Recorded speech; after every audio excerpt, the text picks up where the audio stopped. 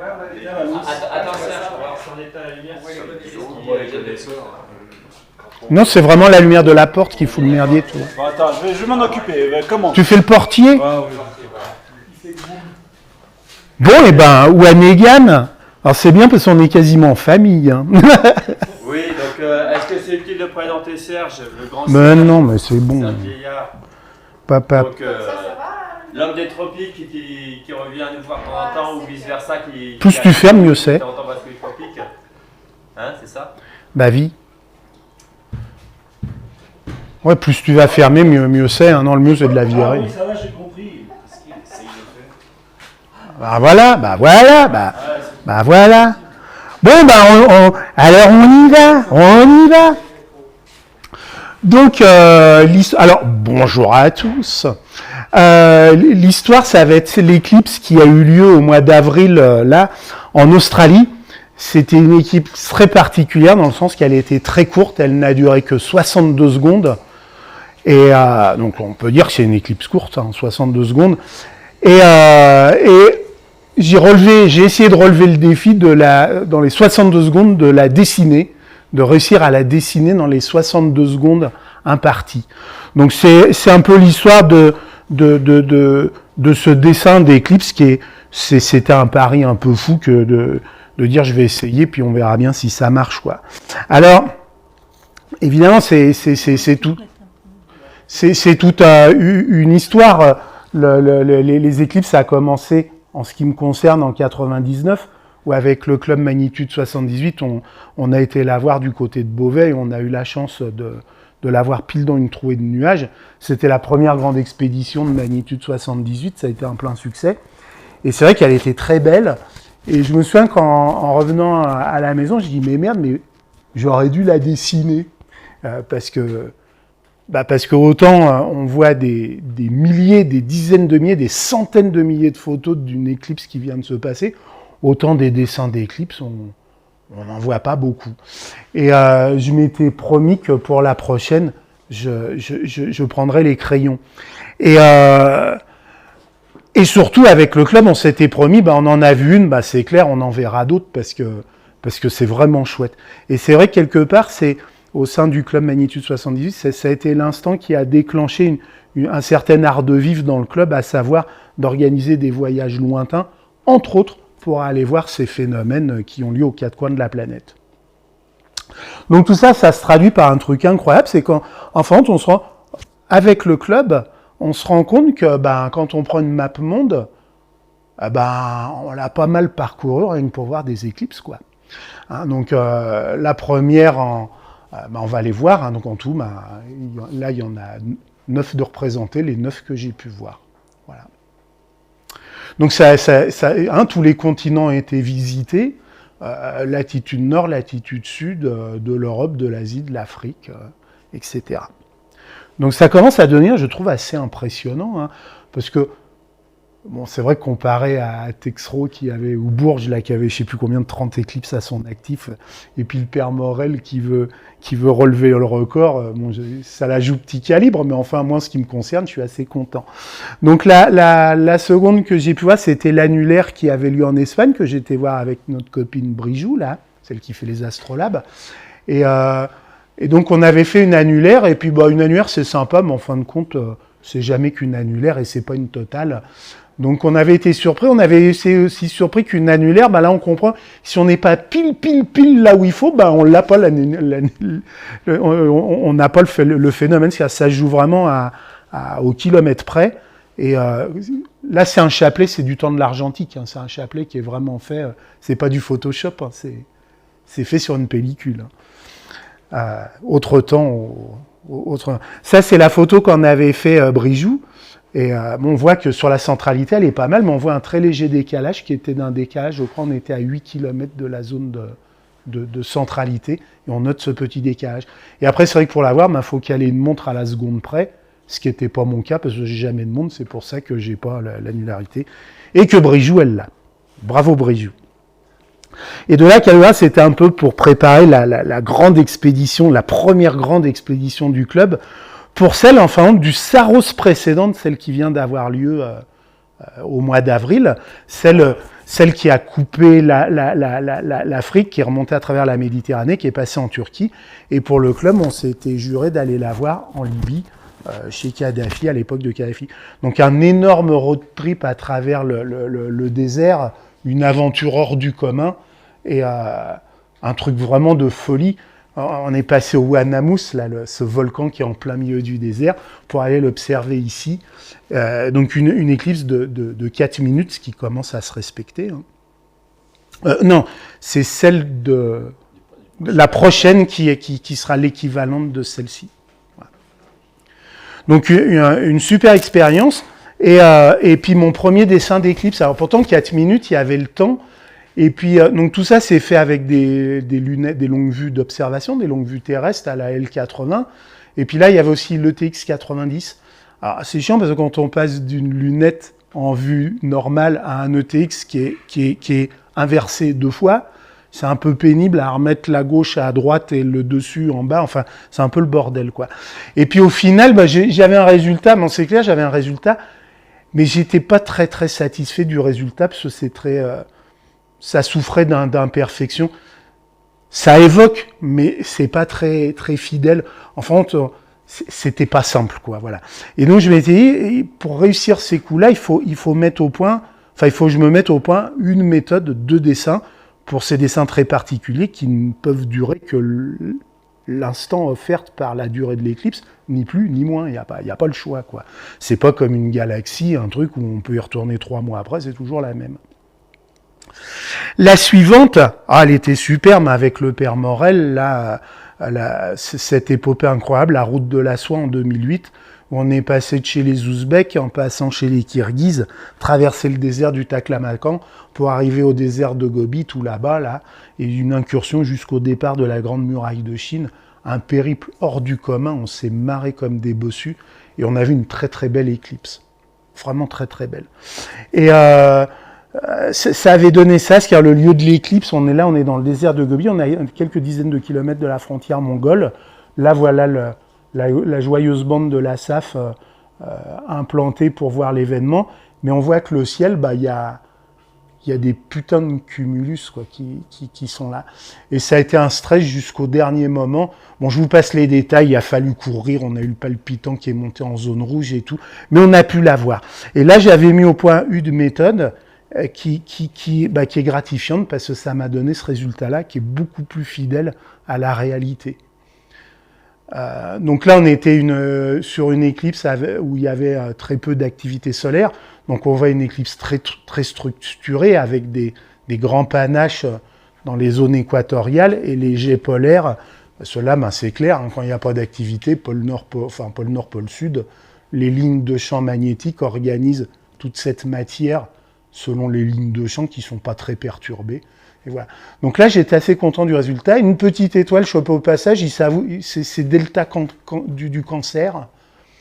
Et voilà. Donc là, en clair, j'avais mis une méthode qui était toute con. C'était tout simplement, avant le voyage, c'était de dessiner un grand nombre d'éclipses d'après photos. Alors des photos qui évoquent la vision à l'œil nu, c'est-à-dire des photos non pas sursaturées, mais au contraire des photos très diaphanes. C'est typiquement les photos de Druckmüller, quoi, qui sont très très transparentes, quoi, qui sont plus proches de ce qu'on pourrait voir à l'oculaire. Donc de dessiner des dizaines et des dizaines d'éclipses sous tous les champs pour comprendre, un peu comme sur la Lune, pour comprendre toutes les caractéristiques que pourrait prendre une éclipse. Il y a les plumées, ils sont plutôt comme ci, plutôt comme ça. Les jets polaires, ils sont plutôt comme ci.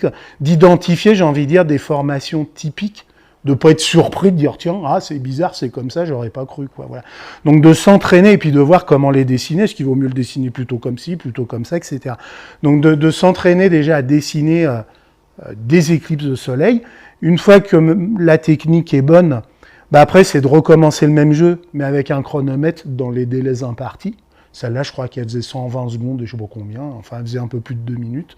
Donc on met le chronomètre et puis faut recommencer, mais dans les 120 secondes imparties. Il est évident qu'en 120 secondes, on ne peut pas faire un dessin comme ça. Ça veut dire qu'en 120 secondes, il faut saisir, il faut faire une esquisse, les lignes de force, les points de détail. il y a beaucoup d'annotations, et là, c'est pas le temps de les noter sur le papier, parce que 120 secondes, si je passe 30 secondes à prendre des notes sur le papier, c'est 30 secondes que j'ai pas à l'oculaire. Donc c'est beaucoup de mémorisation. Parce que je note mentalement, je dis n'importe quoi. Là, par exemple, j'ai compté 1, 2, 3, 4, 5, 6, 7, 8, 9, je crois de mémoire, 12 G polaires, plutôt en éventail en haut, et en bas, ils étaient plutôt droits, puis là, il y en avait beaucoup plus. Voilà, et il y avait deux, voilà, je mémorisais comme ça, et c'est des lignes qui sont jetées, vraiment que des lignes d'esquisse. Et par contre, dès que alors en essayant d'amener le maximum de précision dans l'esquisse, ça c'est pas, faut essayer d'être le plus précis possible.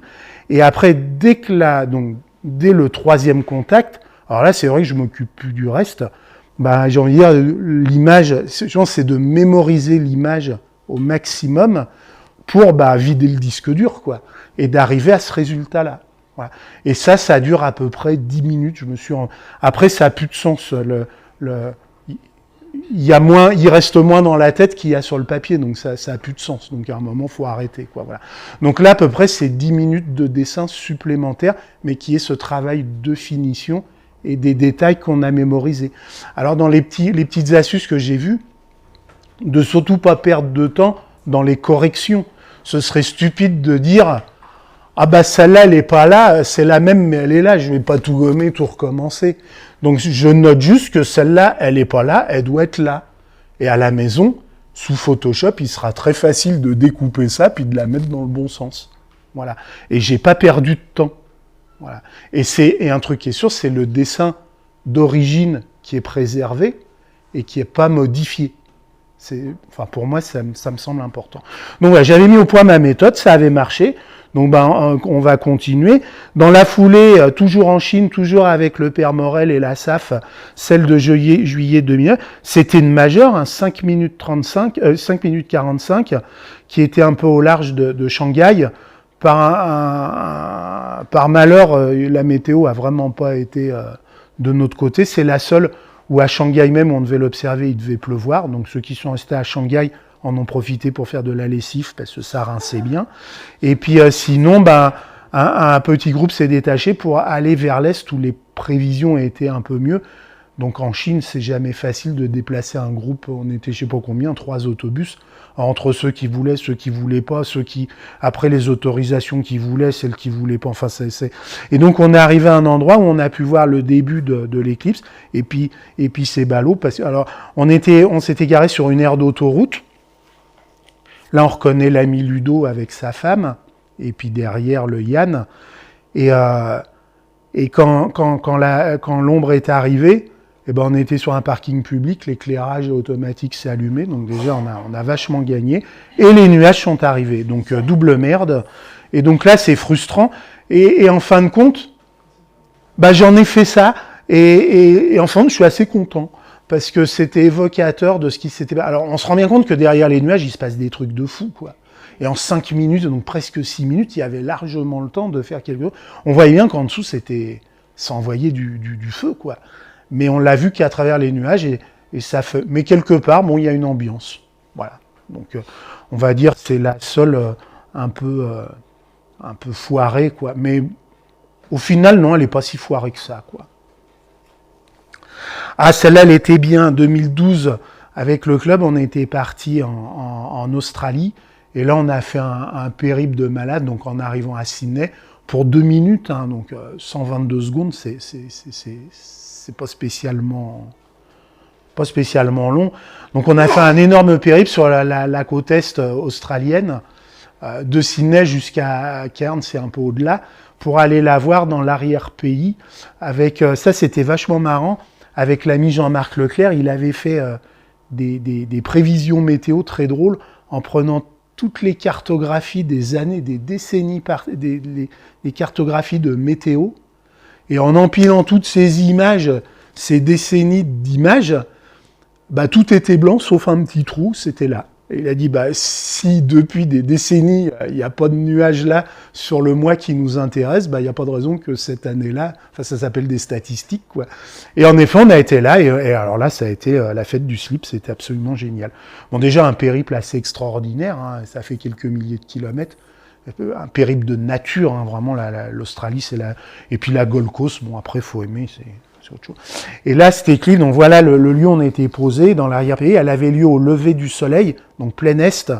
Le danger, c'est que sur la côte, il y avait risque de formation de nuages, ce qui est le cas, on les voit au fond. La petite bande de nuages comme ça. Et le fait est, ceux qui sont restés sur la côte l'ont vu, ils l'ont vu, mais ils l'ont vu en conditions nuageuses. Nous, on l'a vu sans nuages.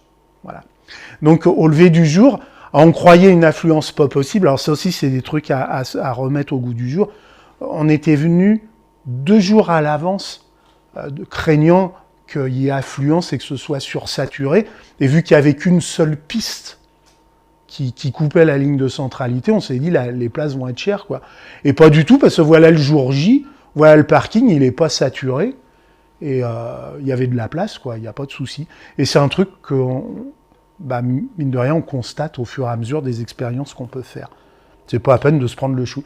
Et ça avait donné ça, donc un très beau chapelet au levant. Alors on est sous les tropiques, hein, la pente est raide, hein, et on est dans l'hémisphère sud, donc ça... J'ai envie de dire, c'est incliné dans l'autre sens, quoi, par rapport à nous. C'est un lever du soleil, pas dans ce sens-là, mais dans ce sens-là. C'est drôle. Et là, j'étais assez content, notamment le Grand Bailly saisi vraiment quelques secondes avant la totalité, et puis une totalité qui était très, très, très jolie. Et celle-là, je l'ai faite à la longue vue, mais j'avais aussi mon télescope de 40 cm. Et j'ai réservé un quart du temps à l'observation de 40 cm. Et en Finlande, c'est juste la zone qui est là. Donc voilà le niveau de détail qu'a apporté le 40 cm comparé au reste.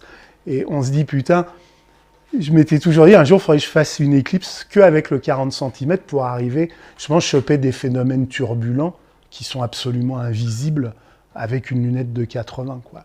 Donc le 40 cm a permis d'accéder à ce niveau de détail-là, ici. Et là, ça se voit pas sur la diapo, un peu, c'est un rétro. Mais j'ai chopé la lumière cendrée de la Lune en visuel, ce qui est sympa, quoi. Voilà. Donc là, j'étais assez content.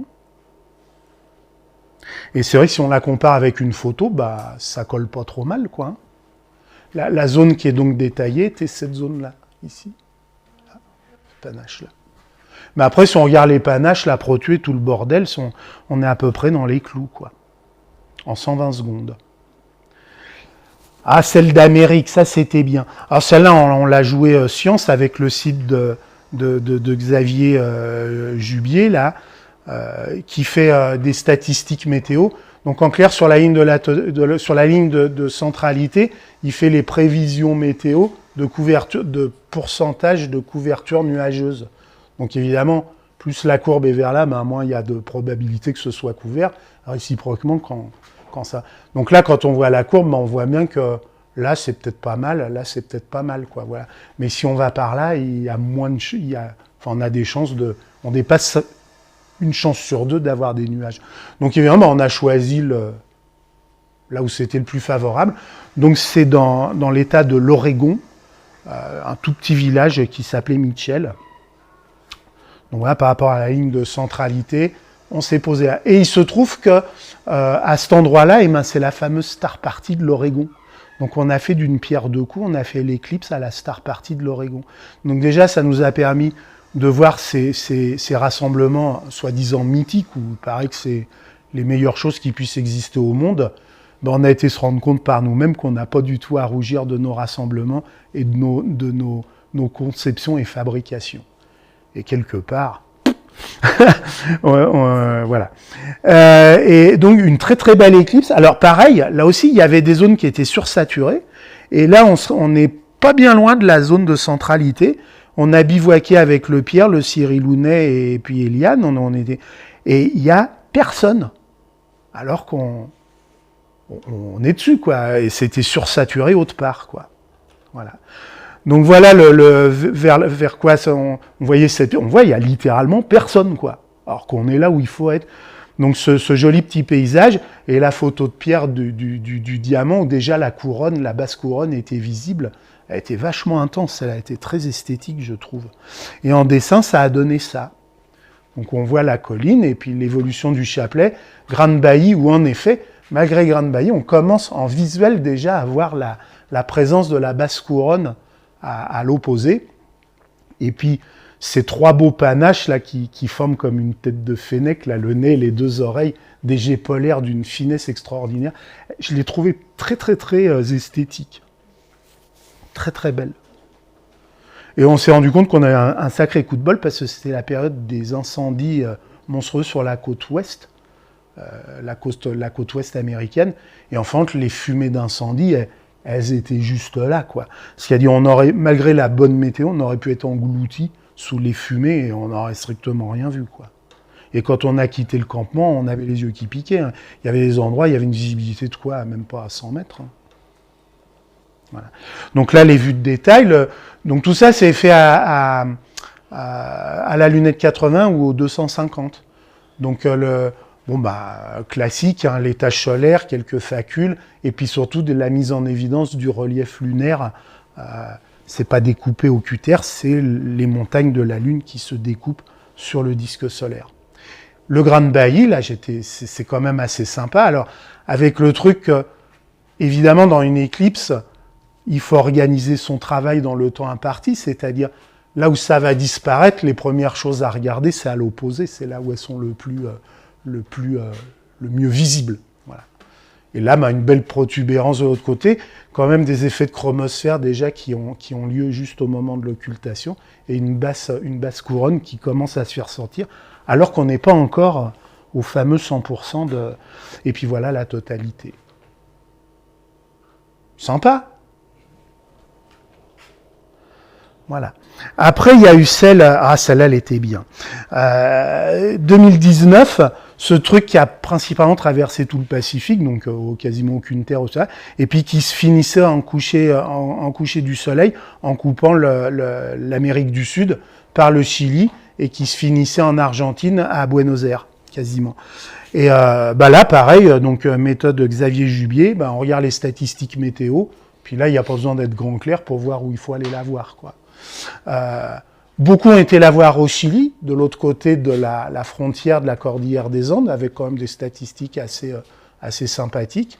Nous, on a été le voir du côté argentin, ici, à côté de Bella Vista. Ça nous a donné l'occasion de monter un superbe périple en bagnole. Donc voilà où on l'a observé. Un périple incroyable dans ce qu'ils appellent la Puna argentine. On est monté jusqu'à 5000 mètres avec les bagnoles et tout. Un truc de... c'est le film que j'ai présenté, je crois, l'année dernière ou il y a 2 ans. Voilà. Et ça a donné ce truc-là. Alors, elle était quasiment au ras. Elle était très proche de... par voie de fait, elle était au couchant. Elle était très proche des cimes. Et... moi, j'ai trouvé un peu molle du genou, quoi. Comme si elle manquait un peu de pêche et tout. Il y avait des très belles protus. Mais c'est toujours magnifique. Hein. Et puis voilà, ce qui était rigolo, c'était ce soleil éclipsé qui disparaît derrière la cordillère des Andes. Là, c'est à quelques kilomètres. Ce sommet-là, il est à peut-être 10 kilomètres de nous, pas plus. On voit avec les embruns neigeux là, qui volent. C'était vraiment magnifique. Voilà. Donc la disparition du soleil éclipsé dans les montagnes. Et puis celle de 2023 en Australie. Donc celle de 2023 en Australie, elle avait une particularité incroyable. Elle avait 2 particularités incroyables. C'était une éclipse mixte et c'était en période de maximum d'activité solaire. Quand on mélange les deux, ça va faire quelque chose d'assez atypique. Donc éclipse, ça veut dire elle commence en annulaire et elle va passer un moment en totalité. Ça veut dire que le disque lunaire par rapport au disque solaire, c'est quasiment kiff-kiff en taille. Alors, évidemment, ça fait des éclipses courtes, par voie de fait. Mais l'immense intérêt, c'est que c'est la seule façon, c'est les seules éclipses qui permettent de voir l'intégralité de la basse couronne d'un coup.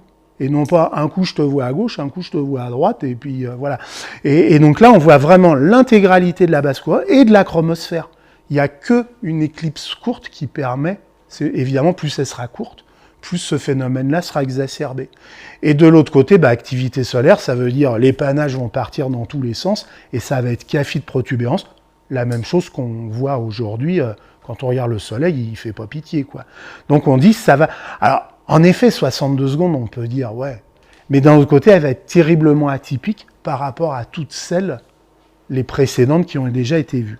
Donc c'était un pari à tenir, et je regrette pas du tout, parce que je trouve que, comme je dis, pour moi, ça a rempli toutes les conditions au-delà de tout.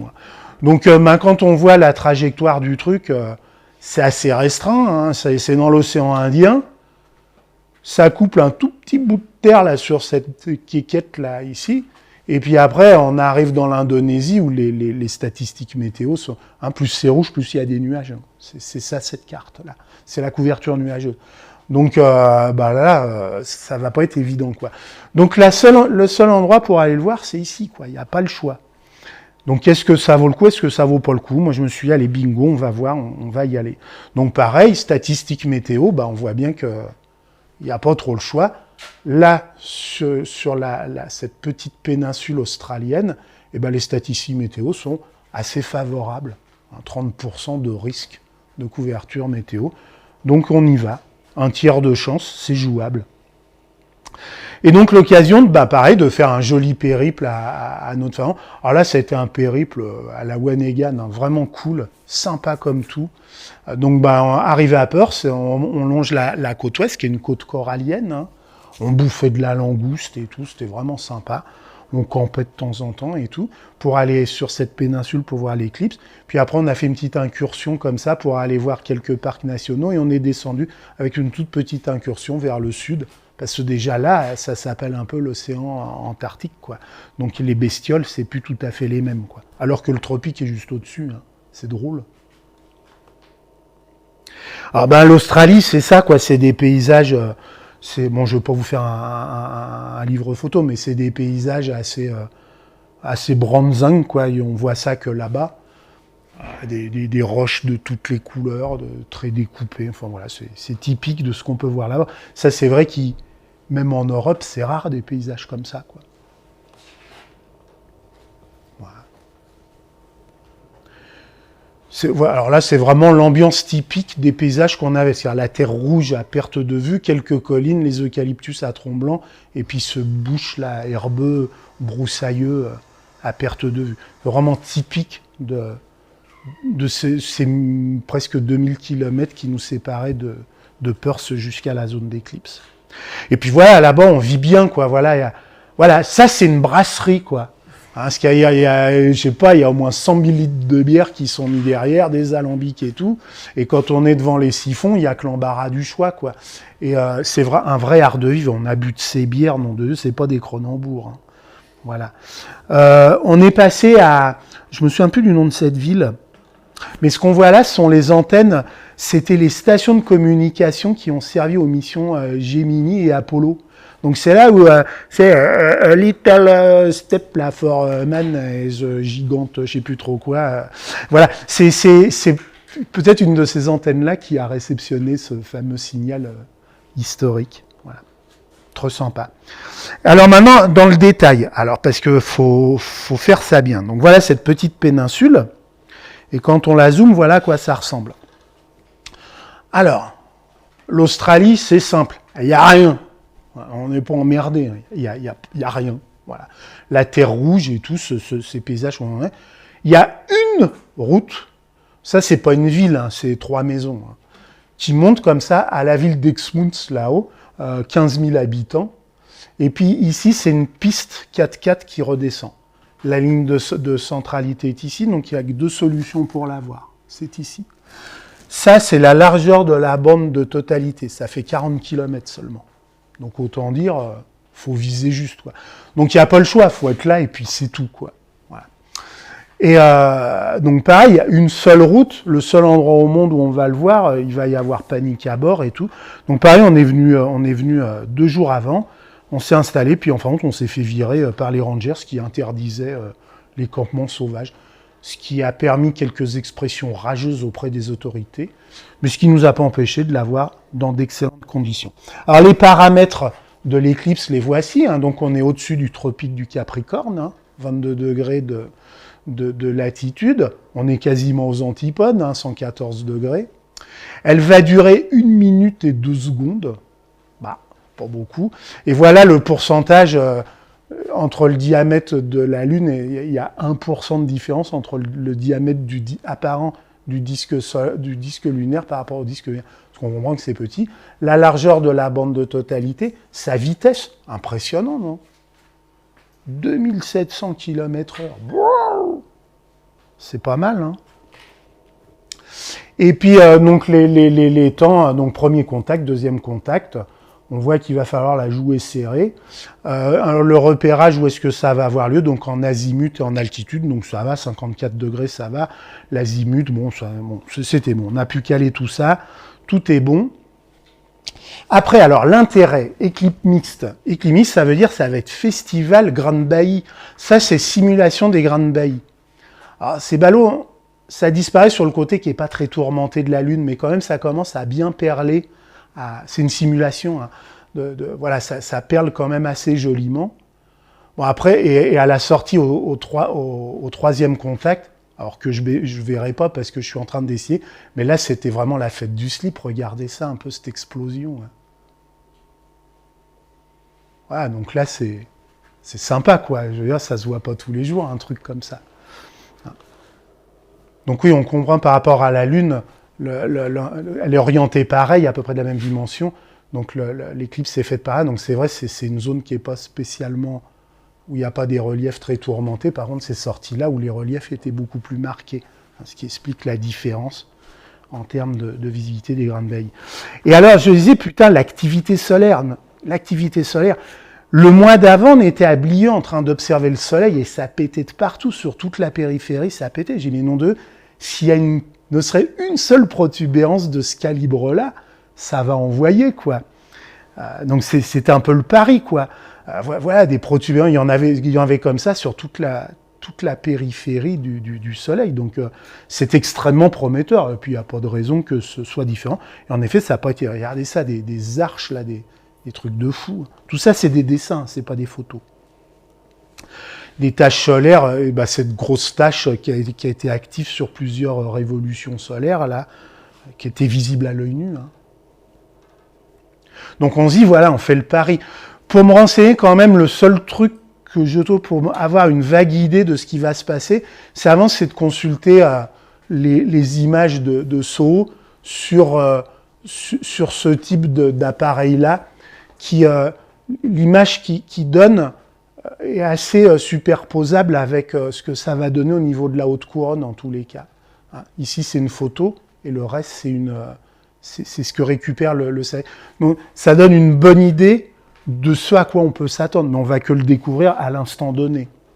Et là, si on regarde la photo, voilà, on voit, et comparé à une photo qui a été réalisée, on voit que ça superpose à la perfection, quoi.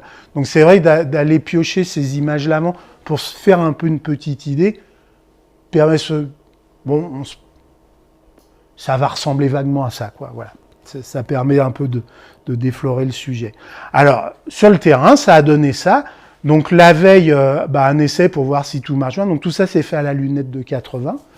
On retrouve la tache solaire qui était dessinée un mois avant. Le soleil a fait une rotation, hein, en 23 jours. Là, on se retrouve quasiment à une rotation près. C'est ça la grosse tache qui avait été dessinée. Donc oui, on retrouve exactement la même config. Ça va chier du feu de Dieu, quoi. Et voilà le dessin. Donc voilà en 62 secondes ce que j'ai pu saisir. Et c'est vrai, j'ai été terriblement pris de court. Sur les 60 secondes, j'ai mis à peu près presque 10 secondes avant de dire « Oh putain de Dieu !» avant de reprendre les... Je m'étais dit, je vais rester que 20 secondes sur la chromosphère. Mais enfin, 10 secondes à dire « Oh putain, oh putain, oh putain !» Et puis tu commences donc déjà 20 secondes, mais non, ça mérite un petit peu plus. Donc c'est vrai que je suis resté plus sur la chromosphère pour... donc là, regardez cette arche, c'est un truc de fou. Ce jet qui est ici, celle qui était très... Et là, c'est vraiment la vision qu'on a d'une éclipse courte, parce qu'on voit ça tout le temps de l'éclipse. et non pas un coup d'un côté, un coup de l'autre. Et puis bon, là, je me suis intéressé qu'à la basse couronne, parce que la haute couronne, il n'y a pas le temps, donc là, je grossis un peu, je m'intéresse même plus à la haute. Je vois que les départs, quoi, voilà. Et tout avant, en 62 secondes, ça va être difficile de faire mieux. Et en sortie, quand on démonte le... Donc voilà, on retrouve la config de sortie avant la fin du phénomène. Et puis du coup, ça a permis de... je me suis amusé à faire ce chapelet, où on voit du premier contact. Alors ça, par contre, j'étais vachement content, j'avais réussi à caler le chronomètre, le téléphone à la seconde, et j'ai vraiment donc là, c'est un dessin toutes les 20 minutes. Toc, toc, toc. Et celui-là est quelques minutes avant la totalité. Ouais. Puis là, c'est vraiment l'ambiance. C'est l'ambiance de notre voyage, quoi. Ces éoliennes qui grincent dans le vent, comme ça. Voilà. Et maintenant, ce que je vous propose, c'est de regarder... j'ai fait un film de cette aventure pour vous le montrer par détail. Et je vous laisse le voir. Donc, film en 2 parties. 10 minutes, c'est le voyage, et après, c'est la réalisation du dessin. Nous sommes sur la péninsule de Nouvelle-Porte de l'océan. C'est la seule zone terrestre permettant d'observer l'éclipse. À 30 km au sud d'Exymus, nous profiterons des 62 secondes de contact. Une demi-heure du deuxième contact. On va rentrer dans les choses sérieuses. Le poste de travail est prêt. Les crayons sont affûtés. Prévu au strict minimum. 2 crayons noirs, 2 crayons verts. Ça va commencer. Jean-Paul est là dans le fond. Derrière la voiture blanche, il s'est mis à l'abri du vent. Et quant à moi, je suis à une cinquantaine de mètres de lui. J'ai choisi ce petit trou-là. Parce que je le trouve assez joli. Et puis dans ce petit trou, il me semble qu'il y a un tout petit peu moins de vent. On n'est pas bien dans notre petit endroit là, tranquille, paisible. On va aller voir le Jean-Paul.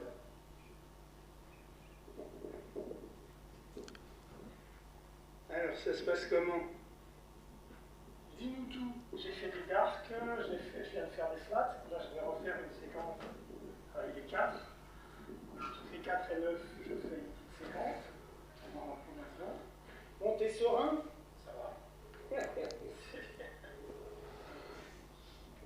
Ça sert à rien de venir 48 heures avant le début de l'éclipse comme on l'a fait. Il n'y avait strictement personne et là le monde commence tout juste à arriver.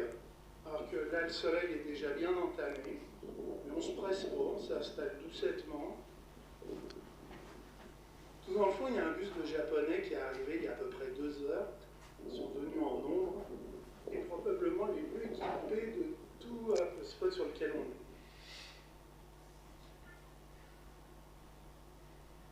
Petit Altaz. Ah, voici la démonstration des sténopées.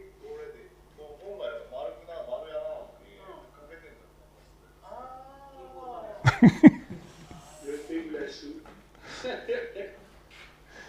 Nos amis ont l'air prêts. Tout a l'air au taquet. Les paramètres sont au vert.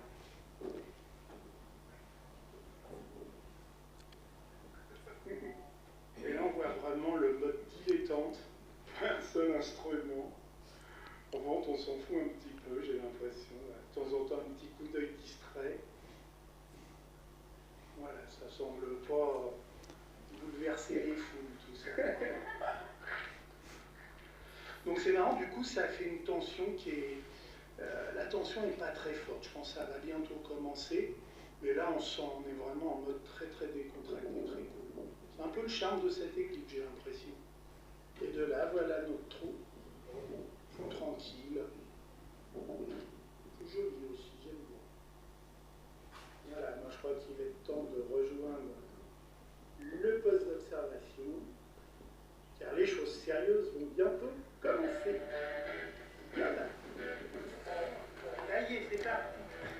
Nous allons vivre en réel la période de la photo. Ouais, donc là, c'est vraiment en temps réel. Là.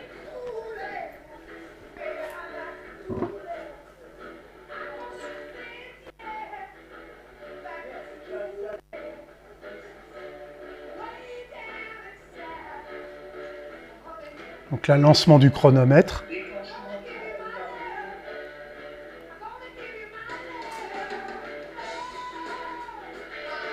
Lancement de la vidéo.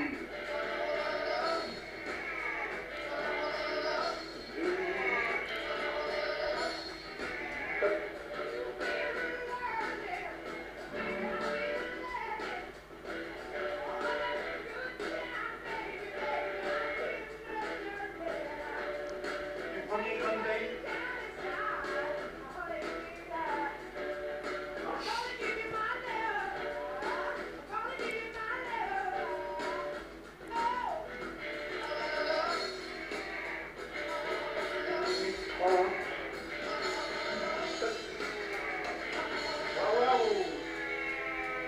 On voit le crépuscule hein, qui... Ah, la température chute. La température chute. Grande Daï. Ah, c'est, ouais, c'était très discret.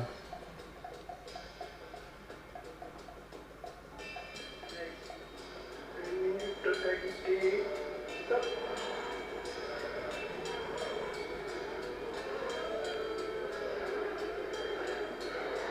On va s'entraîner.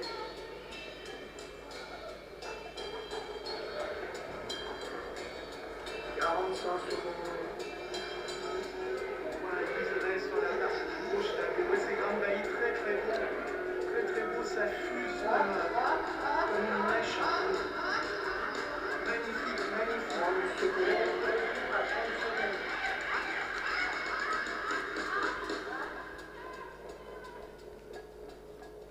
Un seconde.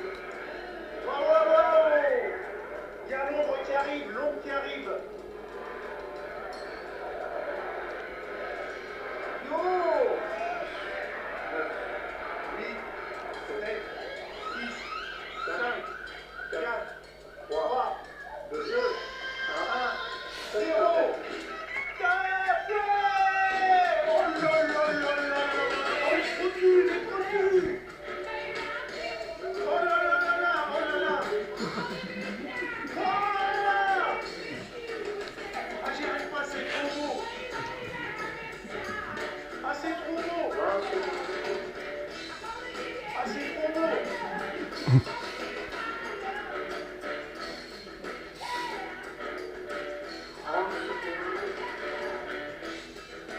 Ah, c'est trop beau!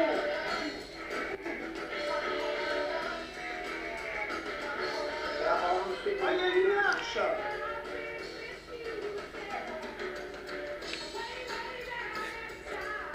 Oh là là!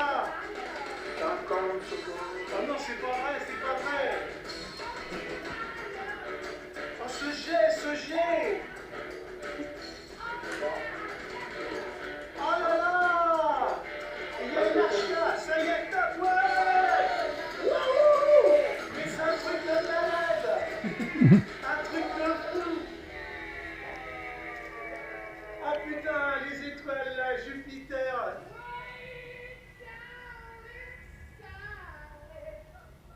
Oui, Jupiter là, 3 doigts à gauche, légèrement dessus. Ah, elle était sublime, sublime, sublime. L'ombre qui s'en va, le crépuscule qui s'en va là-bas. Et le jour qui revient ici. Wouh! Ah, un truc de fou. Ah, celle-là, alors celle-là, le monde se divise en deux.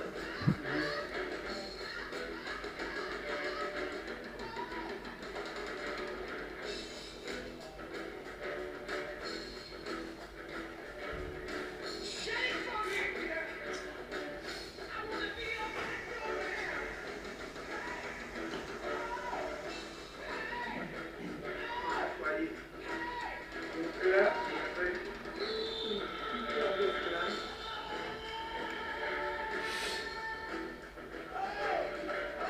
L'autre qui était très important. Là, ça ira des liens. Ah, je fais des liens. Là, je fais ce fort. Là, je fais ce fort. Donc, c'était très filamenteux, très filamenteux. Bon, maintenant, c'est l'isopropre.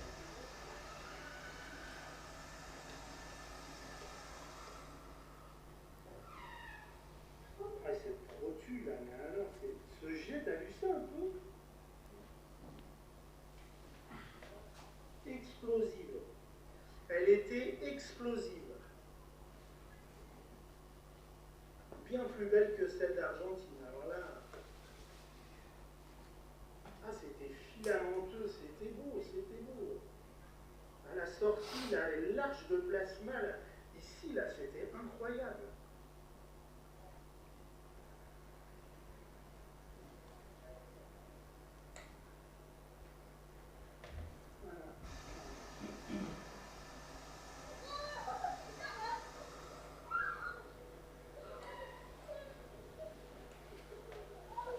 Voilà le dessin au bout de 10 minutes.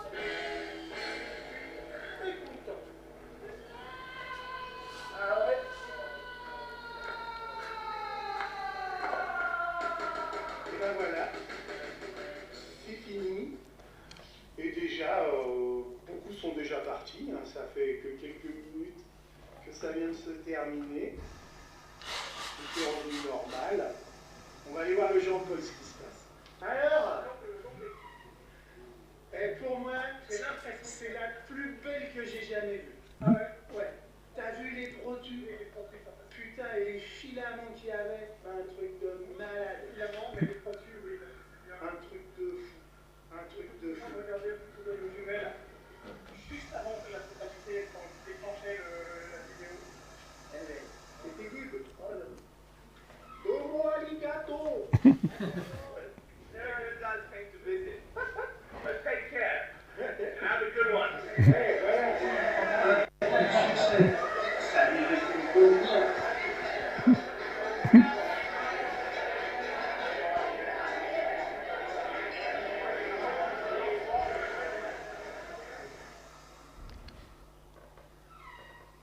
Il nous reste à finaliser ce dessin en image numérique. Pour cela, on va utiliser Photoshop. Dans le premier temps, on va travailler un redressement, si besoin en était. Puis ensuite, un cadrage, le mettre à la dimension de notre choix. Ensuite, il va y avoir la magie du passage en négatif. On va découvrir le potentiel du dessin.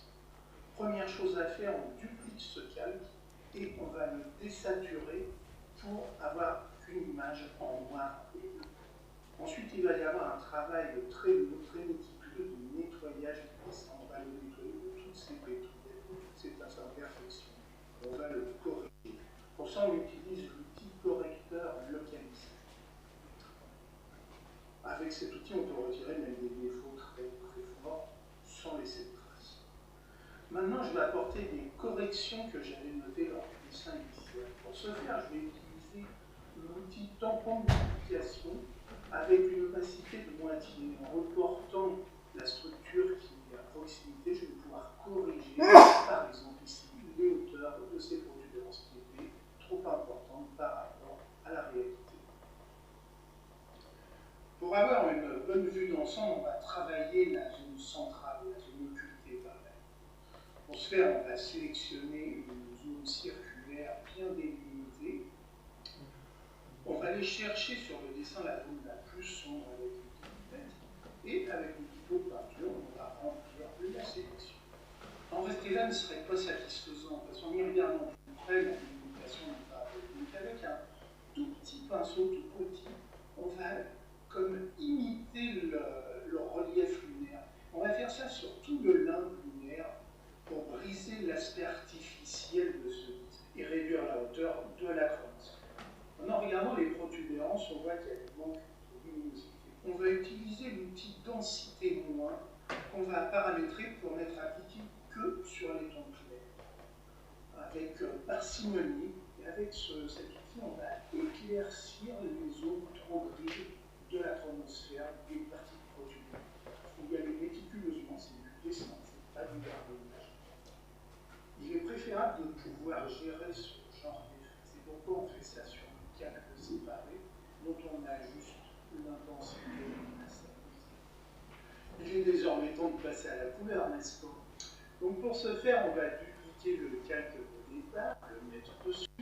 On va regarder ce que ça donne en saturant à fond. Oui, on va le prendre comme ça. Et on va mettre un masque de fusion dont le principe est assez simple. Tout ce qui est noir va masquer le calque réciproquement automatiquement, tout ce qui est blanc va le faire apparaître. Et donc, en utilisant un pinceau noir ou blanc, on va déboucher et faire apparaître les zones du calque inférieur en lien conjoint au niveau de ce masque. Là, on voit que ce n'est pas une réussite parce que le travail au crayon de couleur vert a été trop rapide, évidemment bâclé, et voilà. C'est pas terrible. Donc, on va faire tout autrement. On va mettre un calque avec une belle couleur rose fuchsia, voilà, un petit peu de peinture, et on utilise l'opérateur produit, n'est-ce pas? Donc, ça, on a une belle teinte rose, on applique un max de fusion, on remplit en noir pour le cacher, et là, ben, pareil, on va déboucher les zones qui nous intéressent pour les faire apparaître en rose avec un petit pinceau en blanc. On y va. Encore une fois, c'est du dessin, on y va tranquille. L'intérêt du masque de fusion, c'est qu'on est facile de revenir dessus à sa guise, de modeler ça littéralement. On fait vraiment comme avec un pinceau. On y va de façon un peu grossière, et après, on va le faire un peu de façon localisée en variant la dimension du pinceau et son opacité pour estomper certains endroits, les corriger, leur donner un meilleur aspect, jusqu'à satisfaction. L'opacité, et on travaille dessus. C'est un travail assez méticuleux, on est vraiment dans de la peinture informatique. On met de la couleur là où ça nous intéresse, et réciproquement on la retire là où on a débordé, où on l'atténue là où on la juge trop importante. On voit mon travail sur cette partie de la chromosphère. On dose l'effet de cette couleur en jouant sur l'opacité de ce calque, on a même juste ce qu'il faut. Et après, avec un outil assez gros, de faible intensité, on va briser cette uniformité sur le masque. On aura quelque chose de bien régulier. Voilà. On s'est fini, on va comparer avec l'ancienne version, il n'y a pas photo, c'est franchement mieux. Et on va pouvoir mettre à la poubelle la première version. On va faire la même chose avec la couronne en la teintant légèrement de bleu. Même chose, un calque, l'effet, l'opérateur produit. On descend l'effet vraiment au minimum perceptible, c'est pas la peine d'aller plus loin. Voilà. Et pareil, on voit que ce bleu se superpose au rose de la chromosphère, donc on perd un peu d'intensité. Ce qu'on va faire, on va dupliquer le masque de fusion de la chromosphère pour l'appliquer sur la base couronne, avec cet outil incroyable qui est la sélection du masque. On revient sur l'image principale, on fait le masque de fusion, mais avec cette sélection, et il suffit de le passer en négatif. Et là, voilà, on a bien le bleu à sa place, avec la découpe pour le rose, pour la chromosphère. Maintenant, on va régler la luminosité de l'image et redonner de la dynamique. Pour ça, on duplique ce calque et on va travailler avec l'outil niveau en déplaçant le curseur milieu dans les tons sombres pour effondrer le fond du ciel et diminuer l'intensité de la couronne. Cependant, il faut augmenter la dynamique de cette couronne et éclaircir considérablement la toute basse couronne. On va le faire avec un masque de fusion en faisant réapparaître le calque du dessous qui est beaucoup plus lumineux. On peut encore augmenter cette dynamique en éclaircissant davantage cette très basse couronne. On duplique le calque original. On va encore jouer sur les niveaux, mais ce coup-ci, avec le bouton milieu, on va se rapprocher des hautes lumières. Et avec un masque de fusion, on va faire rigoureusement le contraire, à savoir on va complètement le plastifier. Et avec un pinceau blanc, on va éclaircir vraiment la plus basse couronne, ou avec une extrême parcimonie, en diminuant encore de l'opacité sur le crayon, renforcer certains plumets pour les souligner davantage. Voir que l'on peut jongler entre la couleur du pinceau noir et blanc sans forcément aller sur une coupe de changement de couleur, avec le raccourci clavier X qui permet d'alterner les deux couleurs proposées par la palette. Et comme toujours, pour doser le rendu qu'apporte ce calque, on le fait alterner et on dosera son effet sur l'opacité. Voilà, en réitérant ce genre d'opération, on a un beau résultat que l'on peut juger satisfaisant.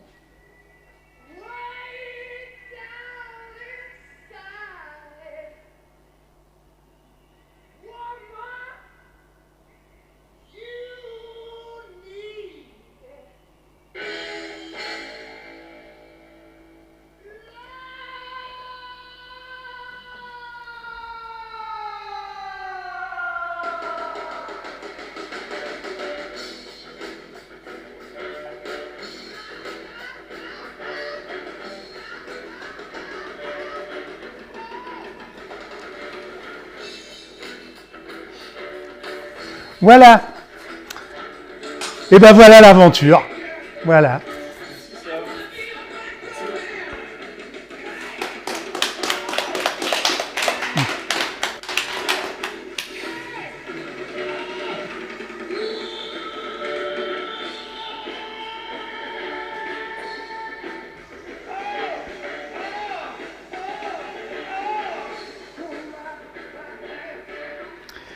Voilà, voilà. Donc, bah voilà, je suis dans les temps. Oui, oui. Voilà. Donc, un exposé, un petit film de l'aventure et puis un petit film technique sur le comment c'est fait, comment on arrive avec le crayon à arriver à ce résultat-là. Voilà. Vous avez tous les secrets, tous les machins. Voilà, tout est dit. Mais en tous les cas, ce que je suis très content, c'est 62 secondes quand même, quoi. Et voilà, c'est réussi. Donc voilà. Voilà, voilà. Merci Serge. C'était la prochaine étape dans... C'est quoi dans... Donc la prochaine sera au mois de mars, au mois d'avril, voilà, au Mexique. Mais celle-là sera une longue pour 4 minutes et 15 secondes. Donc là c'est Byzance, quoi. Là, tu nous feras Ah bah là, un animé de la totalité.